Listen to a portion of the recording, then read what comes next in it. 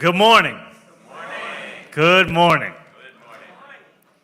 My name is Zohran Mamdani, and I know that there are many here today, and there are many watching and many listening who may have seen an ad mentioning my name on TV, or a commercial on the radio, or a mailer in your mailbox, or a video when you're watching YouTube. And you may wonder, who is funding these ads? And it is in fact the same person that you were picketing just a few days ago. Because when Bill Ackman tries to take on diversity, equity, and inclusion, he also wants to take on any threat to the Trump administration across this country. And so just a few days ago, he spent another $250,000 on those same ads that you are seeing, and you are hearing, and you are reading.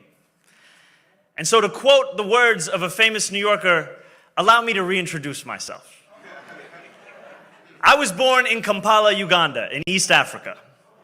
I was given my middle name Kwame by my father, who named me after the first Prime Minister of Ghana.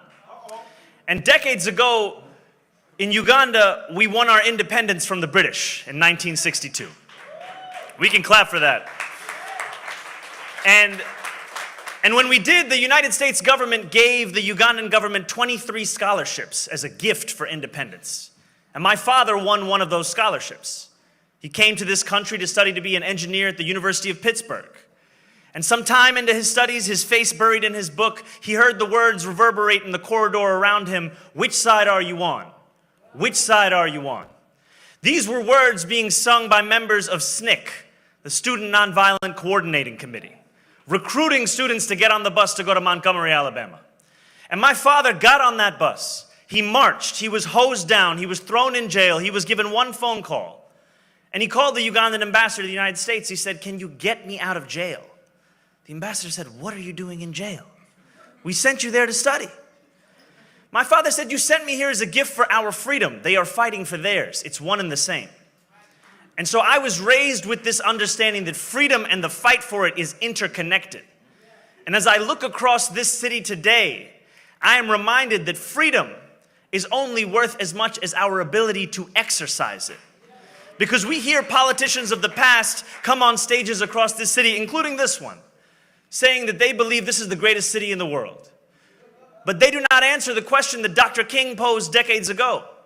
What good is having the right to sit at a lunch counter if you can't afford to buy a hamburger? What good is being the greatest city in the world if New Yorkers can't afford to live here? What good is it if our own people cannot afford their rent, their childcare, their groceries, even $2.90 for their Metro card? What good is that but making a museum of what once was in the city that we love? And so I stand here before you as an assembly member running for mayor with a very simple message. I am running to make the most expensive city in the United States of America affordable. I'm running to make it affordable for the working and middle class New Yorkers who built this city. And I also know that to run, to believe, it is not enough in and of itself. Because we know the words of James 2:14. Faith without works is death. If we believe in something, we must deliver something.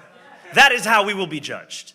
And when I believe in affordability, I will deliver it by freezing the rent for more than 2 million rent-stabilized tenants across the city of New York.